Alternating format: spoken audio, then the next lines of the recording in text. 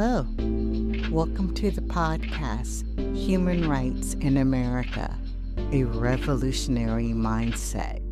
I am your host, Sue Young. First and foremost, I just want to say thank you because I received notice that I had 500 downloads prior to me launching my last episode. When I decided that I was no longer afraid to stand alone in line, a verse from the Stevie Wonder song, I thought I would be speaking into empty space. But I'm not. And I know this because prior to me receiving my confirmation of the 500 downloads, my cousins in New York sent me a card which included a quote by Ella Fitzgerald. The quote is, "Just don't give up what you're trying to do. Where there is love and inspiration, I don't think you can go wrong." Encouragement matters. Then a college friend in Denver sent a text, first asking if I was enjoying the podcast experience. And she asked what surprised me the most. I answered her by saying, I'm enjoying the experience because I believe in my why for doing this podcast, which is that we don't teach human rights in America and we need more human rights in this country. She replied, "You providing a much needed education and resources to address that deficiency." What surprised me the most? That I'm doing this for free. You know, they always said, find something that you would do for free and it will never feel like work. Well, it doesn't feel like work. I'm just doing it because. She replied, not surprising at all, a voice crying out in the wilderness. And others have reached out too and echoed the keep going mantra, even when I sounded like a robot in the beginning. For new listeners and frequent listeners, here's a recap. First, I test drove this podcast with an introduction episode. Who am I? Me? I'm a licensed attorney for over 21 years with a varied experience, but most recently, the certified human rights specialist. My why for doing this podcast is that I started because I believe when Americans hear the term human rights, they instantly think of a foreign country. I don't believe that Americans think that human rights apply to them. My research shows that we don't teach human rights in primary school and maybe only as an elective course in secondary schools. Heck, I didn't even learn about human rights until my last semester in law school. This podcast is an open invitation for you, listener, to become a revolutionary thinker, an invitation to become one of those individuals with revolutionary mindsets that can change the world. In the words of Gil Scott Huron from the 70s, the revolution will not be televised. Or my updated version is, the revolution will not be streamed. After the introduction, I started with episode 1. I introduced the 1948 Universal Declaration of Human Rights. Here is some background. The devastation of World War II sparked an international desire for peace. It also encouraged the creation of a system of principles that could ensure protection of basic human rights and dignity. Eleanor Roosevelt, the widow of President Franklin D. Roosevelt, was one of the first American delegates to the United Nations. She was a longtime activist on behalf of minorities, women, workers, and refugees. Roosevelt became the chairperson of the UN Commission of Human Rights. On December 10, 1948, she urged the United Nations General Assembly to approve the Universal Declaration of Human Rights. If you haven't heard this speech, Just read a copy on the internet. It is rousing and a call to action for the sake of all humans. Some quick facts about human rights. The law does not establish human rights, but formally, laws protect rights of humans. Human rights are entitlements which come to every person on this planet as a consequence of being human. Human rights are universal, applied equally to all people. Human rights are inalienable. They cannot be taken away. Lastly, human rights are indivisible because they are all related and are equally important. Human rights may relate to some American civil rights, but civil rights are granted to us because we are American citizens. Human rights, on the other hand, are ours because we are human. And just to be thorough and just to throw in some little women power, women delegates from various countries played a key role in getting women's rights included in the Declaration. For example, Hansa Mehta of India is widely credited with changing the phrase, all men are born free and equal, to all human beings are born free and equal. This is Article 1 of the Universal Declarations of Human Rights.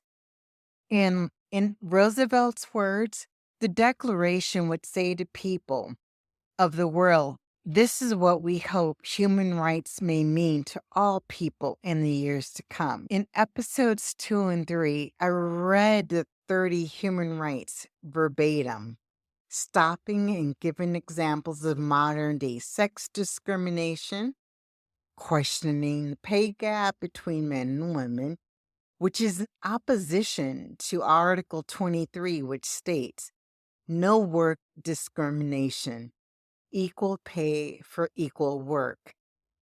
Then, for another example, there's Article 25, which states you have the right to have whatever you need for you and your family so that you don't fall ill, health care, do not go hungry, anti-poverty. You have clothes and a house and are helped if you're out of work, unemployment, and if you're ill or if you're old, like Medicare, or if your wife or husband is dead, or if you do not earn a living for any other reason, Social Security. On February 3rd, 2005, Nelson Mandela gave a speech on poverty. It's pretty fantastic. He said, like slavery and apartheid, poverty is not natural. It is man-made. It can be overcome and eradicated by the efforts of humans. It is not a charity by eradicating it. It is a fundamental right. Where poverty exists, there is no freedom. I love quotes, so here's one from Maya Angelou. Do the best you can until you know better. Then, when you know better, do better. And if that wasn't enough, all of this inspiration inspired me to articulate my thoughts in this quote. It is not our differences that divide us. Rather, it is our inability to recognize our shared humanity despite our differences. In episode 4, I talked about the importance of the right to health care as human right. It was challenging trying to think of ways to revolutionize and articulate a reason to move people from their steadfast beliefs in our current system to new and innovative possibilities. If you find yourself stuck in your feelings, maybe you should work backwards so that you can be creative instead. You could pretend, for example, that we've already solved the issue. The work is already done. Work backwards and ask yourself, how do we do it? A friend in Denver told me, if you don't like something, change it. And if you can't change it, then change the way you think about it. In episodes 5 and 6, I talked about the Convention on the Rights of the Child, CRC for short, which is annexed to the Universal Declaration of Human Rights. Listen to that episode. If you have children or you know children, in episode 7, it's all about the Constitution's greatness and limitations regarding our American human rights. Here's an interesting quote from John Adams, one that I probably did not use before. It says, "Our Constitution was made only for a moral or religious people. It is wholly inadequate to the government of any other." Now that's something to think about. In episode 8, I updated you on the child marriage laws in Sierra Leone, which outpaces many laws in the United States, which banned all child marriages in that country. And then I talked about the Ninth Amendment, the light and the doorway to possible legislation of laws protecting human rights. The Ninth Amendment is short and to the point. It reads, "The enumeration in the Constitution of certain rights shall not be construed to deny or disparage others retained by the people." It is the most underutilized amendment. It's almost like it's too good to be true. Judges are slow to use it as a basis for creating a right, but I see it as a bright light for us in getting human rights in this country. Let's be brave and step out and do something different. In episode 9, I discussed advocacy, including reading a speech from one of America's great abolitionists, human rights and women's rights advocate, Sojourner Truth. Her "Ain't I a Woman" speech set the tone for discussing our responsibility in getting involved. In episode 10, I scratched the surface of LGBTQ plus rights and issues, discussing how even our Olympic Games were plagued by our constructed binary sex assignments. In this episode, episode 11, I wanted to give this recap and give you some final thoughts on LGBTQ plus. As soon as I finished the last episode, I instantly thought, do I know any Black gay people that use the word queer? So I called my gay best friend, and he's Black, who's in his late 60s, and I asked him, do you know any gay Black people who use the word queer? He said, no, we just say gay. He's older, so I asked a 20-something-year-old Black person in Colorado. I asked her, do you use the word queer? And she said, I know many BIPOC people who use queer.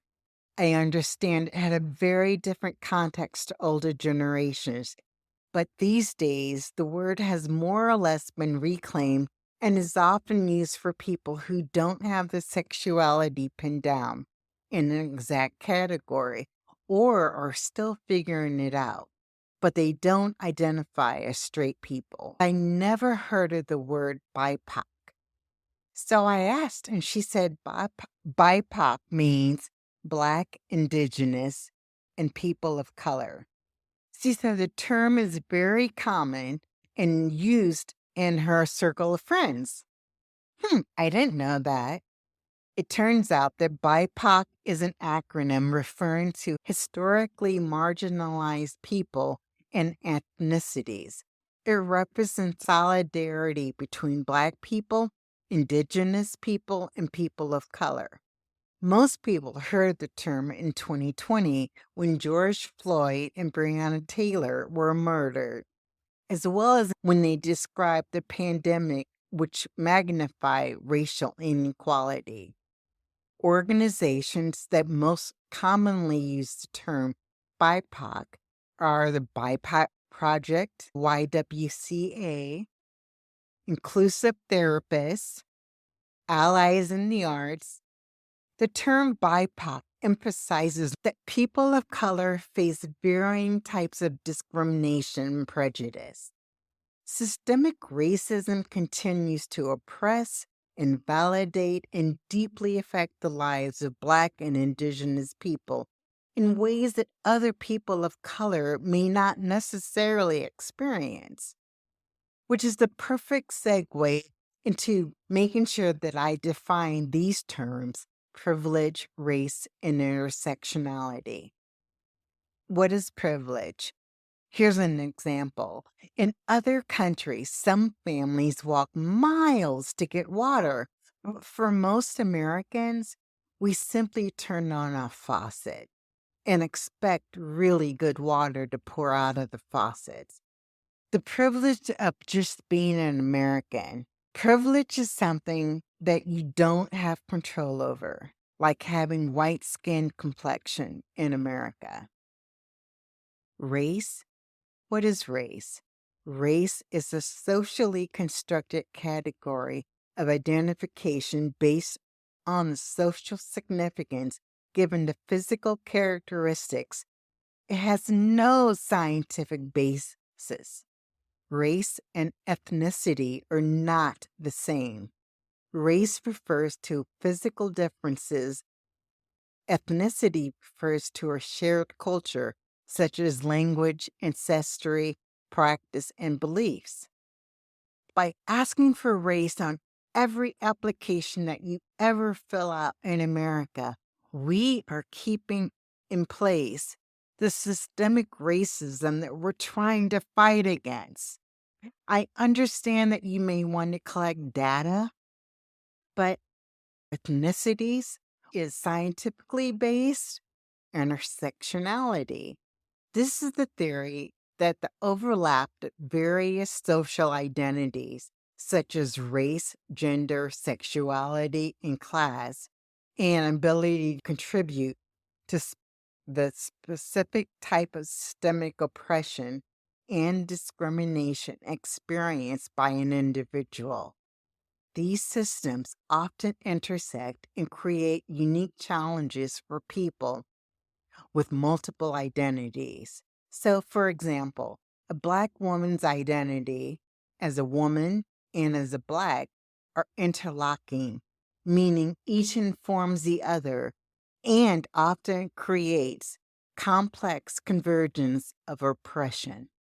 The term was coined by legal scholar Kimberly Crenshaw in 1989 to explain the unique experiences that Black women face in addition to racism and sexism. It's now used in the LGBTQ plus communities because color, racism, sexism, and classism all intersect and affect people differently. Think about your biases with white gay men versus Black gay men, or white lesbians versus Black lesbians, or rich gay people versus poor gay people, or a white transgender male versus a Black transgender male. Go back and listen to any of these episodes. It's allowed. And in fact, I encourage you to do that. Listen, like, share, and follow. Until next time, be revolutionary, be human.